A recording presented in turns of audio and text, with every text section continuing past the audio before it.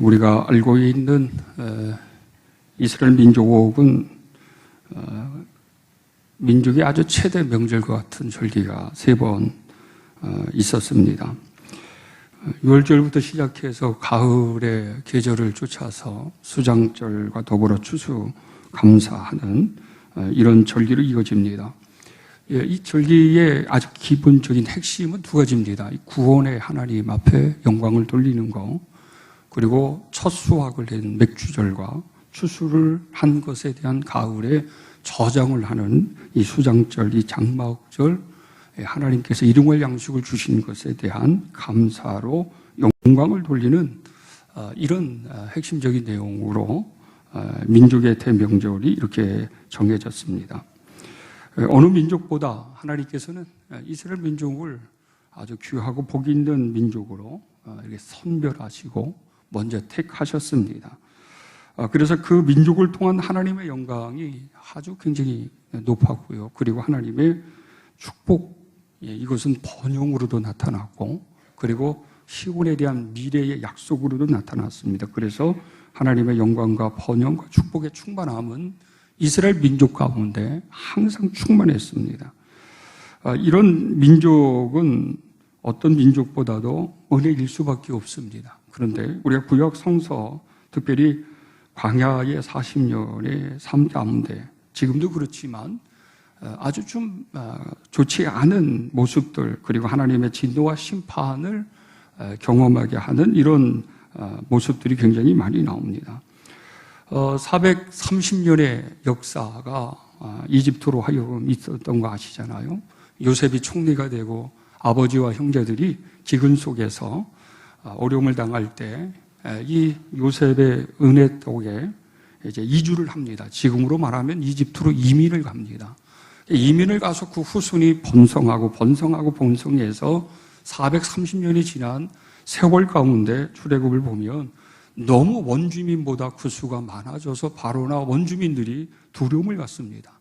그래서 산하를 제한시키고 아들을 못 낳게 하고, 그러면서 막대한 고욕을 통해서 그들의 민족 정신과 그리고 이 통일적인 어떤 신앙의 정신조차도 완전히 말살시키는 그런 일들을 자행하게 되어집니다. 그들이 너무 힘들고 어려웠고 인생에 소망이 없는 삶을 살아가는 한탄의 소리를 하나님은 들으시고 모세라고 하는 지도자를 선택해서 그들을 구원시킵니다. 그 수백만의 사람들을 모세는 이 하나님의 믿음 하나만으로, 하나님의 인도하심 하나만으로 이스라엘 백성들을 이끌어갑니다. 홍해를 건너고 광야에서 엄청난 일들이 생깁니다. 그런데 여러분, 그 광야의 40년의 역사는 한마디로 얘기하면 하나님께서는 그들을 향한 의식의 계몽, 신앙의 새로운 개혁, 그리고 그들이 꿈을 꿀 수 없었던 그 꿈, 소망이라고 하는 것을 하나님의 약속으로 인해서 그들에게 뭔가 그것을 불어넣는 하나의 일련의 시간들과 과정이라고 말할 수 있습니다. 왜 그러냐면 여러분, 400년이 적은 시간입니까? 50년만 돼도 우리가 언어의 말살이든지 문화나 모든 것들이 다 그냥 말살시킬 수 있는 시간적인 그런 시간인데, 400년 동안 그들이 하나님에 대한 신앙, 그 삶에 대한 행복, 그리고 그들은 꿈이라고 하는, 소망이라고 하는 것을 가질 수가 없었습니다. 왜 그러냐 하면 여러분, 소망을 품으면, 비전을 품으면 사람이 머리가 깨어지기 시작하는 것입니다. 그러니까 정치적인 것으로 보면, 정치적 개념에서 보면 백성들은 배우지 말아야 돼요. 백성들은 생각하지 말아야 돼요. 백성들은 꿈을 꾸지 말아야 돼요. 왜 그러냐면 그래야지만 정치인들이 백성들을 통제하기가 쉽기 때문에 그렇습니다. 그저 먹을 거 주고 지금의 삶의 만족을 누리고 또 다른 쪽에 그들의 인생의 보람을 느끼게 해야지만 정치인들이나 이 권력의 군주들은 그것이 그들에게 있어서 아주 중요한 정치적인 하나의 수단이 될 수밖에 없습니다. 바로가 이 이스라엘 민족을 정신의 말살, 민족 혼이든지 신앙이든지 그리고 그들의 미래와 꿈을 꿀 수 없도록 그들은 이 바로는 엄청난 학대와 고역, 유업 이런 것들을 가하게 된 것이었습니다. 그런데 불행한 사실은 여러분 뭔지 아십니까? 식민지 지배 가운데 속에서 그 민족이 자신들도 모르게 이게 형성되어지는 기질이라고 하는 것이 있습니다. 이것을 우리는 그냥 나쁜 습관적인 관점에서 오늘 본문을 통해 생각해 보려고 합니다. 대부분 이 식민지 지배 가운데 속에서 있는 이러한 민족은 독립에 대한 강함이 있고 또 확대한 권력의 힘의 횡포 속에서 그들은 많은 상처와 한을 갖게 되어집니다. 그러다 보니까 인생에 대해서 긍정적인 것보다도 부정적인 그런 세계관을 가지고 있습니다. 삶에 대해서 행복을 하고 감사를 하고 그리고 어떤 합리적이고 폭넓은 개념 가운데 사람의 관계를 형성하는 이런 것보다도 상처받은 심령에 그 한은 분노를 일으키게 되어집니다. 이스라엘 민족이 여러분 40년 동안 하나님 앞에 보여준 행위는 어떤 모습이었습니까? 한마디로 얘기하면 아주 쓴뿌리의 핵심을 지적한다 그러면 원망이라고 하는 것이었습니다. 뭐든지 하나님을 향한 원망이었습니다. 원망으로 근 것이 아니라 불평이라고 하는 것도 그렇고 비판이라고 하는 이 세 가지가 그들은 오랜 시간 가운데 속에 그들의 자신도 모를 정도로 그들의 심령 안에 삶의 패턴 속에 이 습관처럼 나쁘게 고정화, 고착화 되어졌습니다. 광야에서 하나님께서는 목이 마르면 물을 내게 하셨습니다.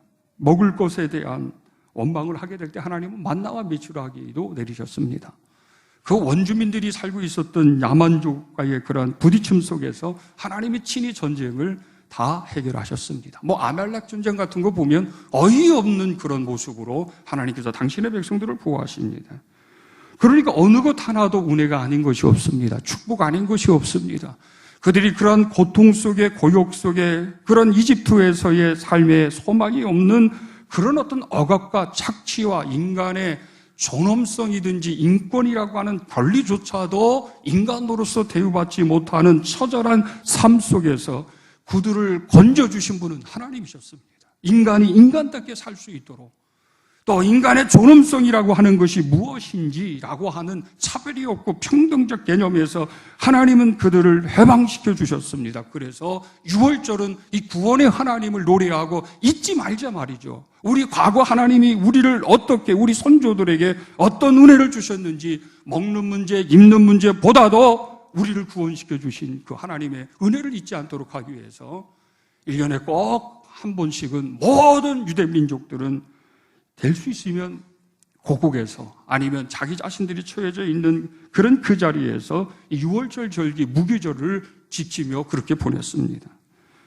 여러분, 그런데도 불구하고 그들은 항상 매사의 모든 일에 만족이라고 하는 것을 갖지 않았습니다.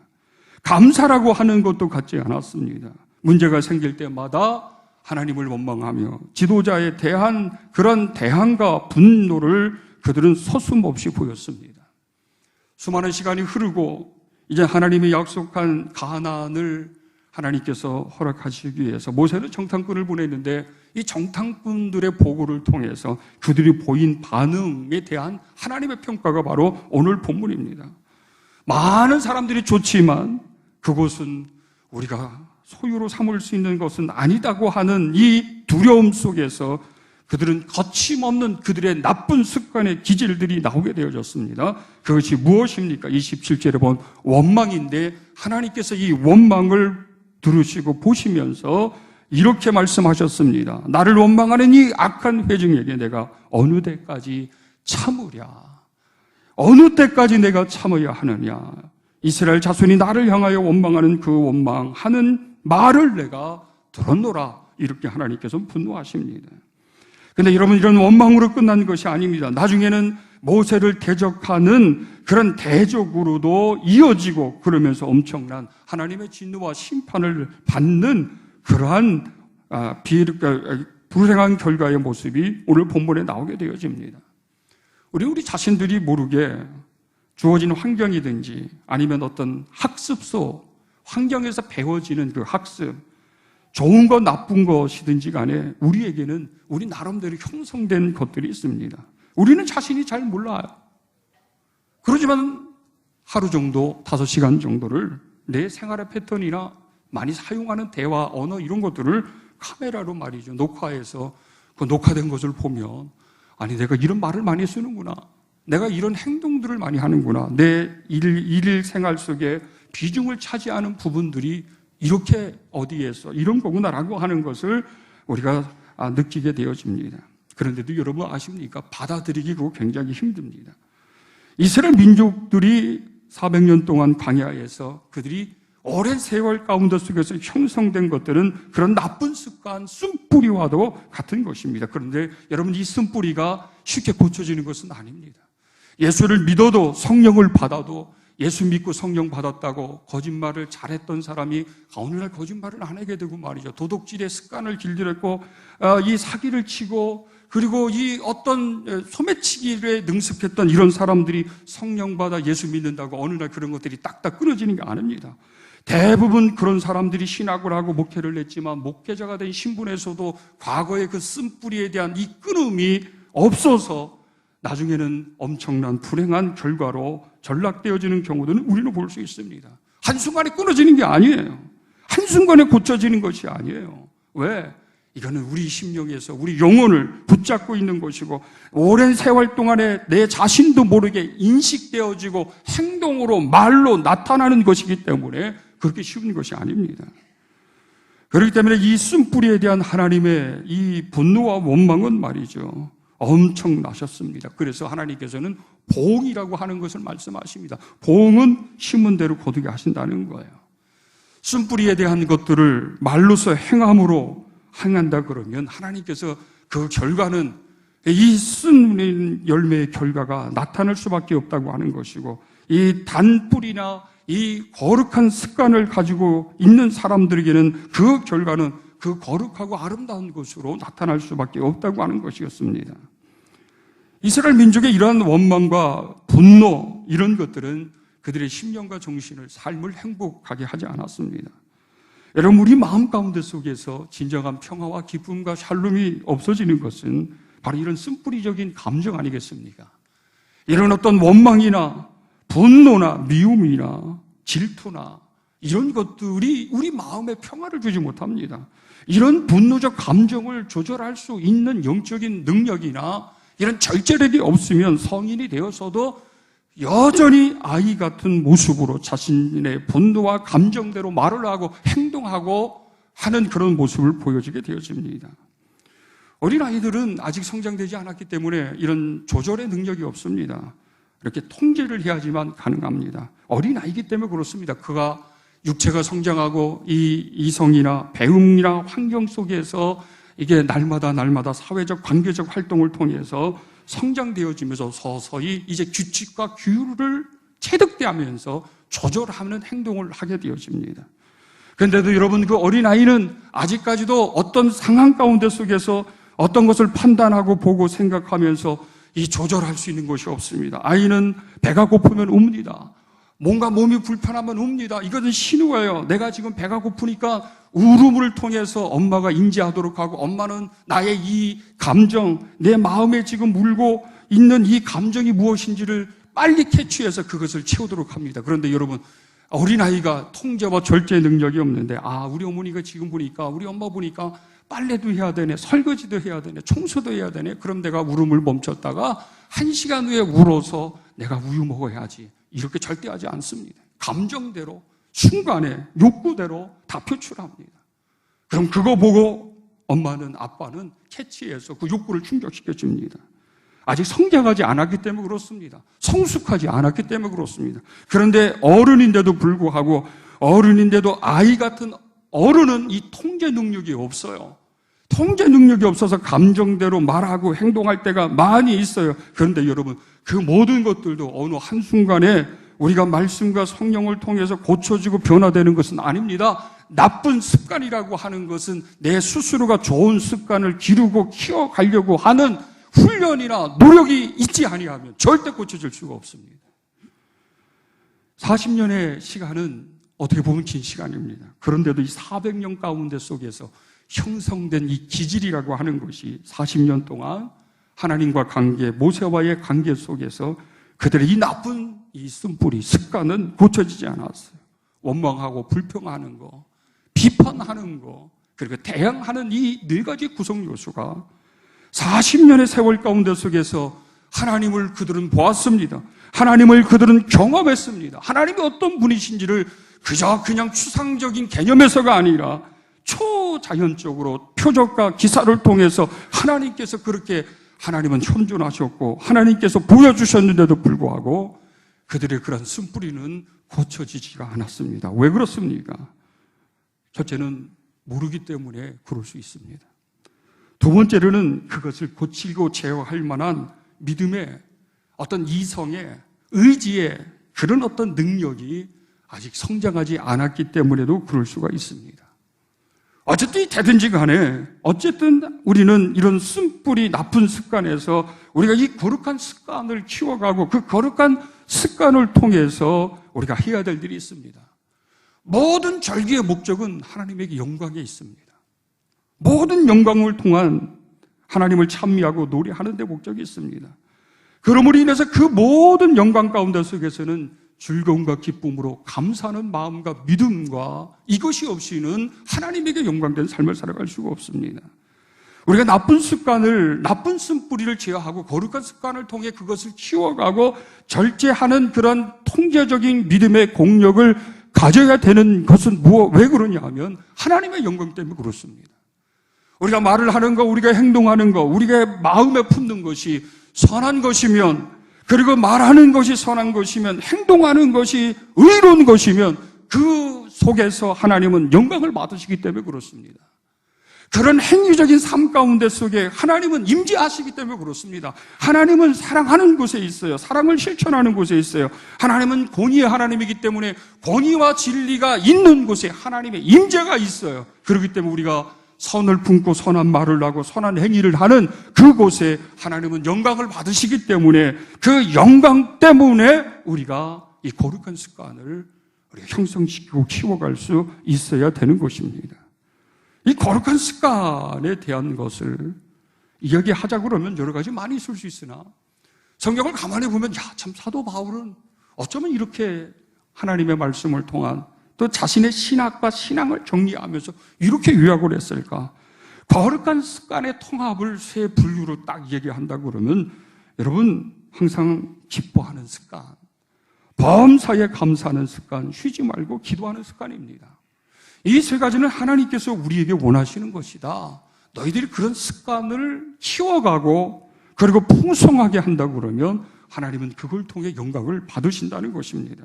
하나님은 그 습관 속에 행하는 공동체나 개인 속에 하나님의 임재가 그곳에 있다고 하는 것입니다. 여러분 생각해 보십시오. 항상 기뻐하라. 아니 기뻐할 만한 일이 있어야지 기뻐하지. 슬픈 일인데도 희죽희죽 있는 게 이게 미친 사람이지. 제정신이 아닌 사람이 많이 할 수 있는 거지. 제정신이면 그럴 수 있겠냐. 그러는데 왜 하나님께서는 항상 기뻐하라 그렇게 말씀하셨습니까? 그 습관을 기르라는 거예요. 예수 믿는 사람은 항상 기뻐하는 말과 행동을 그렇게 하라는 거예요. 그러면 하다 보면 처음에는 수동적이에요. 처음에는 형식과 의무적일 수가 있어요. 그런데 하다 보면 진정으로 그 기쁨이 심령 속에 삶 가운데 나타나기 때문에 그렇다는 것입니다. 범사에 감사하라. 아니 감사할 만한 일이 있어야지 감사하지. 왜 범사라고 하는 이런 조건을 걸었었습니까? 그런데 가만히 보십시오. 어느 것 하나도 하나님의 은혜와 하나님의 축복이 아닌 것이 없잖아요. 그런데 범사에 감사하는 습관을 키워간다 그러면 진정한 영적인 부유한 자가 될 것이라고 하는 것이에요. 범사에 감사하는 것을 통해 하나님은 영광을 받으신다는 것입니다. 기도를 하는데 목적이 있을 때만, 문제가 있을 때만이 아니라 쉬지 말고 기도하는 습관을 기르면 이런 거룩한 습관 속에 하나님은 영광을 받으시고 그 속에 하나님께서 주시는 영적인 축복이 있기 때문이라고 하는 것입니다. 그렇기 때문에 원망하고 불평하고 비판하고 도전하는 사람들은 이 거룩한 습관에 길들여지지 않기 때문에 그런 것입니다. 아무리 똑똑하면 뭐 할 것이고 아무리 거룩한 것들을 하면 뭐 하실 거예요. 근데 그가 그 습관을, 거룩한 그 습관을 삶 가운데 보여지지 아니하면 거룩한 것이 순간적으로 한다 할지라도 반드시 그 행위나 말에서 복을 쏟아내는 그런 격이 되는데 그럼 뭐 하실 거예요?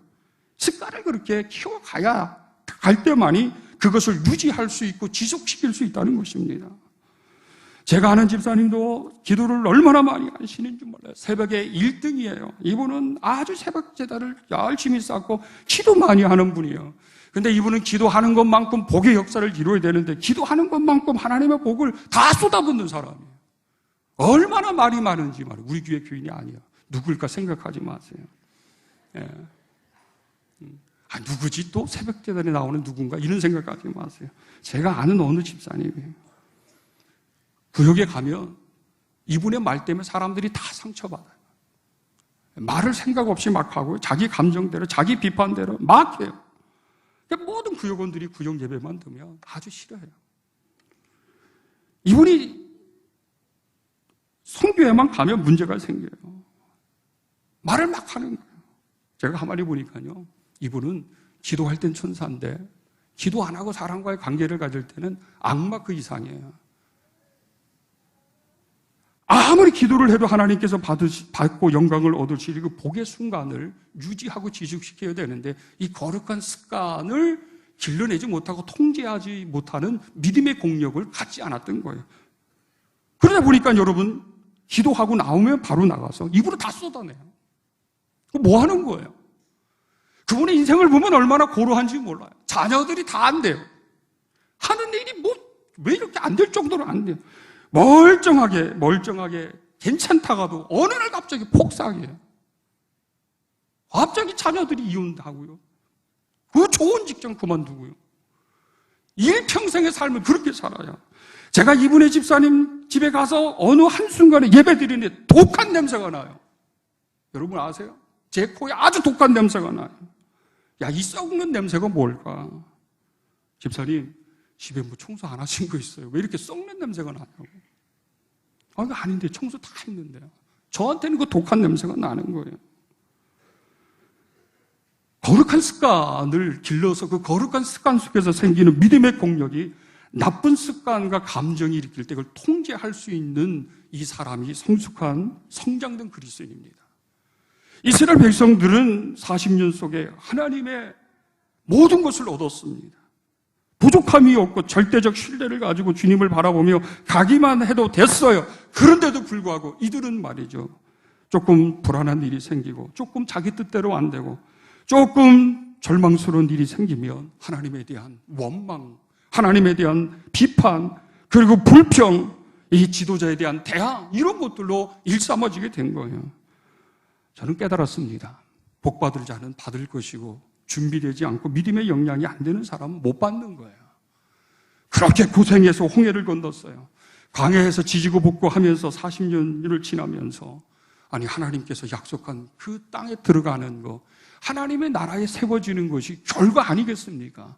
그런데 못 들어가다니 하나님께서는 철저하게 오늘 본문을 보면 철저하게 그들을 향한 진노와 그들을 향한 심판을 그렇게 말씀하셨어요.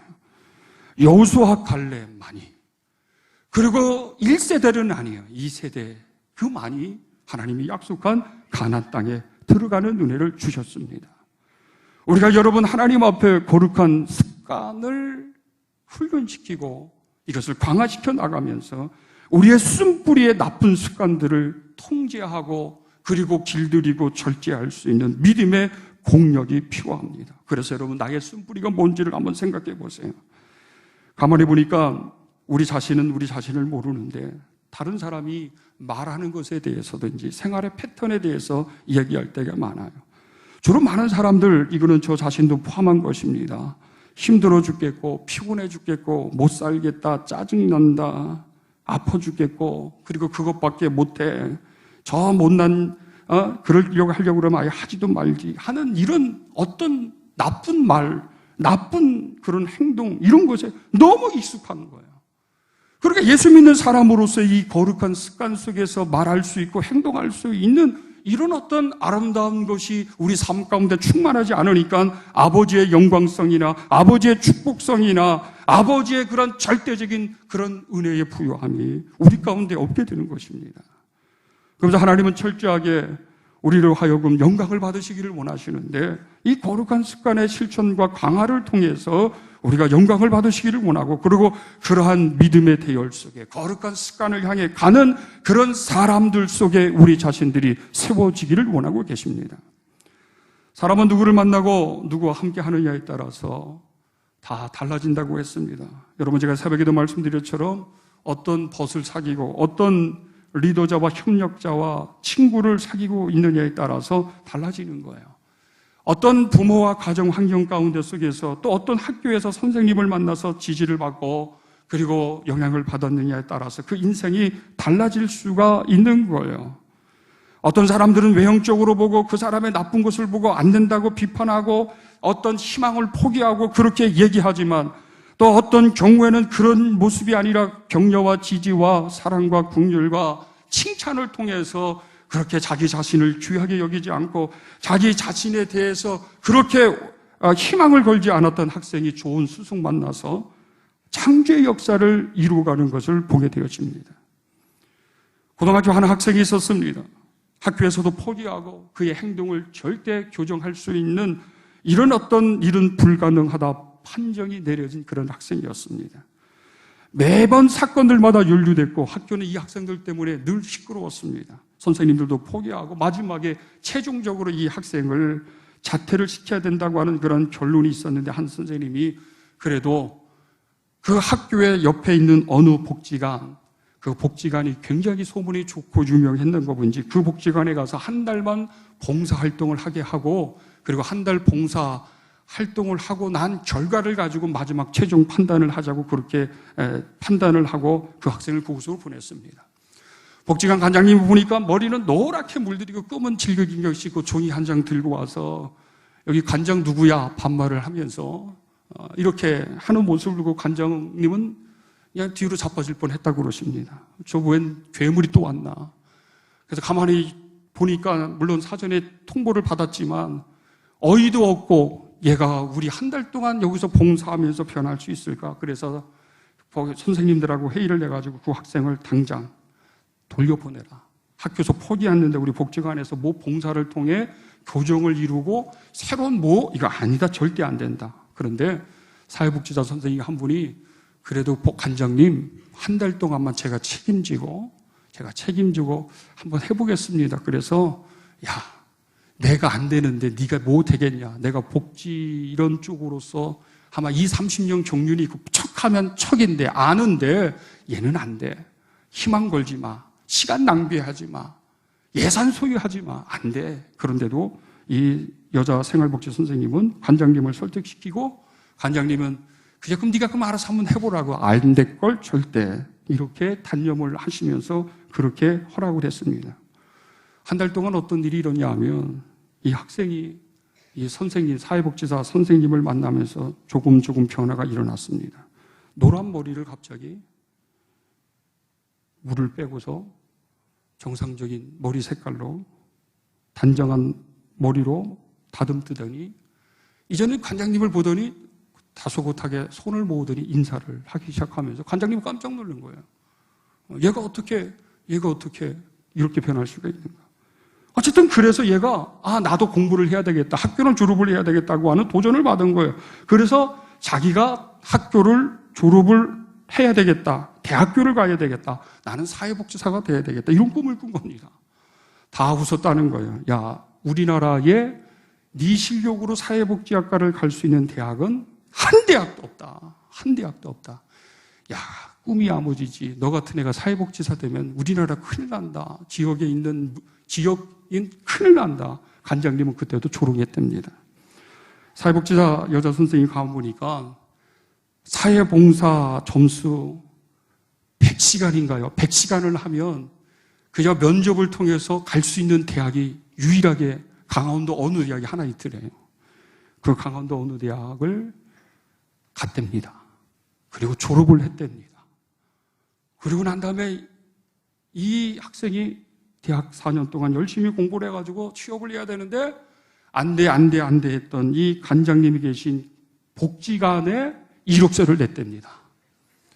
관장님은 이것을 잘라야 되나 합격시켜야 되나, 내가 이거 척 척하면 아는데 얘가 아무리 실력을 쌓아본들 우리 복지관에서 능력을 발휘할 수 있는 거는 뻔할 건데, 그래서 한편으로는 자기가 탈락을 시키려고 마음먹었지만 민주적인 절차적인 그런 분위기로 형성된 복지관이기 때문에 이 인사위원을 구성해서 인사위원회에서 아주 냉정하게 점수를 매겨가지고서 결정하도록 하고, 관장님은 뒤에서 얘는 안 될걸? 왜 그러냐면 얘보다도 좋은 대학을 나온 이력서를 낸 사람들이 많았고 경륜이 많았던 사람들도 됐기 때문에 얘는 안 될 거라고 하는 이런 생각을 가졌답니다.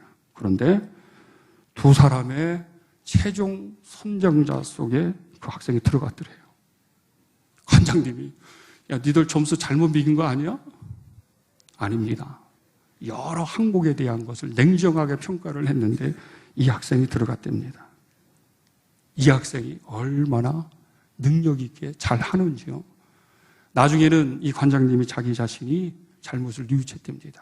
야, 내가 솔직히 너한테 이랬는데 저랬는데 네가 이렇게 지나고 나 보니까 너 참 괜찮았더라.